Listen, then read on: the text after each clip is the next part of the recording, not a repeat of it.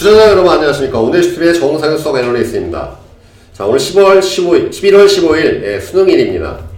자, 요즘 정말 주식 어렵습니다. 하루가 멀자 악재가 매일 터지니까 진짜 호재가 나와도 부족할 판국에 매일 연일 계속되는 악재가 참 우리의 마음을 지치게 하는 것이죠. 자, 오늘 좀 삼성바이오로직스에 대해서 얘기 좀 나눠보도록 하겠습니다.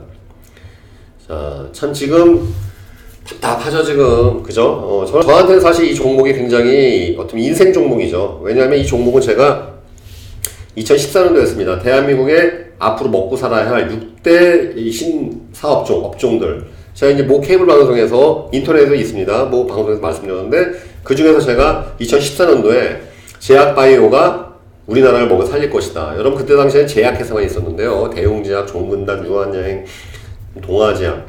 바이오라는 개념은 없었어요. 그런데 이제 제가 아마나 우리나라에서 세계적인 그런 제약회사가 나올 것이다 라고 이렇게 제가 했었었는데 1년 뒤에 삼성바이오로직스가 그때 상장을 했습니다. 사실 저는 이제 이 종목을 제가 진행하는 팟캐스트도 있었고, 그 다음에 그때 케이블 방송에서 당시에 2017 초반이었습니다. 이 종목이 15만원 할 때 제가 이 종목은 무조건 100만원 간다고 예언을 했죠. 무조건 100만원 가면 여러 근거를 대면서 이 회사는 아마 100만원 갈 거다. 물론 이제 시간을 저는 뭐 한 10년 정도로 봤습니다. 그 당시에는. 근데 누가 이 삼성바이오로직스에 이렇게 갈 줄 알았나요? 그죠? 그리고 저도 그때 저희 그 애들 앞으로 이제 학자금 같은 통장이 있었거든요. 그래서 매달 월급날에 이 삼성바이오로직스 주식을 그러니까 50만원씩 샀어요. 그러니까 두 주식 살 때도 있고 나중에 올라가니까 한 주식밖에 못 샀는데 두 주식, 세 주식, 네 주식 계속 매월 주식으로 저축. 왜냐하면 앞으로 10년 동안 지켜볼 주식이기 때문에 주식으로 저축을 한 거죠. 어떤 일이 벌어졌나요?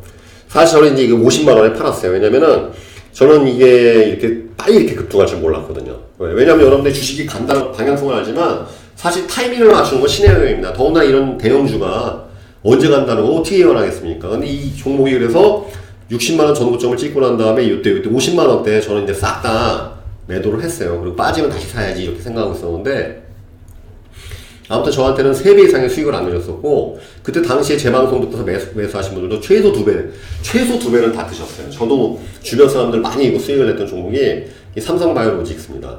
사실 여러분, 삼성바이오로직스는 이게 외국인이 매수해서 올린 금액이에요. 진짜 이게 계속 외국인이 매수가 들어갔고, 이 종목은 개미가 올린 것도 아니고 뭐 연기금도 계속 매수했습니다. 소량이었었고요. 이 종목은 그야말로 외국인이 그렇게 매수를 한 종목입니다. 자, 그럼 삼성바이오로직스 하시면 이제 왜 이런 사태가 됐는지, 왜 거래 정지가 됐는지 아시는 분 아시겠지만 한번 짧게 한번 브리핑을 해드리도록 하겠습니다.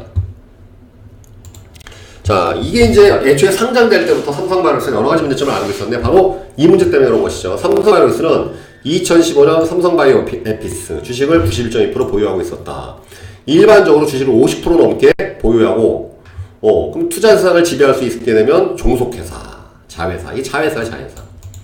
그런데 이제 뭐냐면, 사실 삼성바이오로직스는 이 당시만 해도 여러분들 적자회사였습니다. 완전 적자회사, 재무제표가 엉망이었기 때문에 증시 상장 요건을 갖춘 회사가 아니었어요. 이것이 발목 잡혀갖고, 소위 말하면 재무제표 위주로 이렇게 평가하는 주식 투자가들은 삼성바이오로직스를 야, 이거 사기업이다, 투자해서는 안 된다, 그런 식으로 이렇게 낙인을 좀 찍곤 했습니다. 성장 주식을 별로 안 좋아하는 사람들은 그렇게 얘기를 했었는데, 저는 물론 그렇게 생각은 안 했습니다.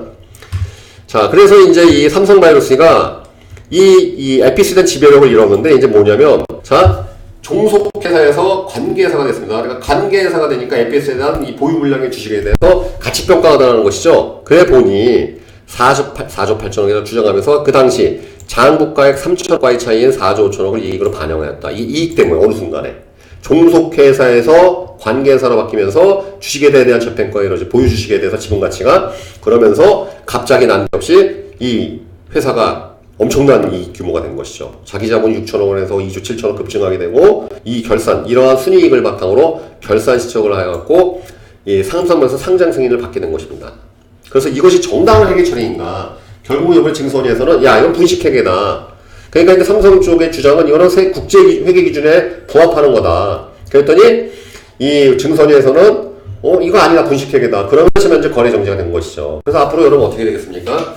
영업일 15일 동안, 그 다음에 이게 적격인지 아닌지 심사인지 이것을 한 다음에는 기업 심사대로 넘어가서 이게 상패인지 아닌지 한 다음에, 만약에 상패로 간다, 많은 어쨌든 추세는 이 대형주 22조, 시총 22조의 큰 기업이 만약 상패됐을 때 그 여파는 아마 상상할 수가 없는 것이겠죠. 그렇기 때문에 아마 개선 명령이 떨어질 것 같은데, 개선 명령이 떨어진다 하더라도 대우조선해양 같은 경우에는 물론 훨씬 규모가 작습니다만 최장 1년, 그러니까 대우조선해양은 약 1년 3개월 뒤에 거래정지가 다 풀리고 난 다음에 다시 거래되기 시작했습니다. 아마 삼성바이오로스는 만약에 제가 봤을 때는 짧게 끝날 것 같아요. 왜냐면 워낙 이게 이제 또 지금 국민의 관심사가 되고 투자가들의 관심사, 엄청나게 여파가 있기 때문에 제가 봤을 때는 이것은 3개월, 최장 3개월 또는 아마 제가 봤을 때 2달 이내에 어쩌면 해결이 될 것 같습니다. 그리고 또 워낙 또 큰 대형주이기 때문에 사실 이것도 이 금융당국에서 굉장히 이걸 오래 끌고 갈 수가 없거든요. 난리가 나니까. 어쩌면 이거는 외국인 투자들한테는 이게 소송일 수 있는 감이기 때문에 이것은 절대 오래 끌 수가 없습니다.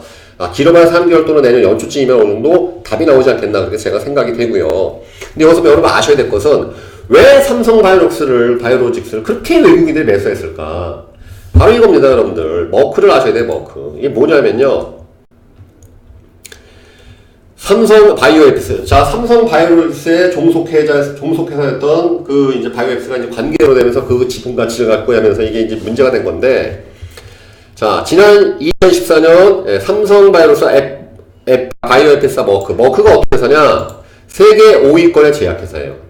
이게 이제 2017년 기준인데 2017년 제약 분야 매출 순위하고 이게 독일의 최고의 독일에서 아주 유서 깊은 세계적인 제약회사 중에 하나입니다. 그래서 여러분 이 머크가 이 굉장한 회사인데 이 회사하고 삼성바이오앱스하고 지난 2014년 2월 17일 루스두나 개발 비용을 분담하며 향후 판매 수익 또한 공유하는 것을 골자로 계약을 체결한 바 있다.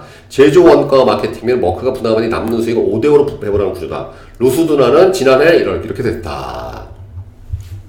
결국은 이게 이제 계약이 해지됐어요. 그래서 생산 요건이 설비가 적합하지 않다고 판정이 나왔고 삼성바이오앱스가 이미 분담한 개발비를 머크로부터 지급받기로 되어 있었습니다. 이게 참 안타까운 것인데 여러분 여기에서 사실 수년만 들어가 있는 것이고 세계 5위권의 제약회사와 어쩌면 삼성바이오로스하고 더욱더 이것을 계기로 해서 어떤 큰 규모의 딜이 있었어요.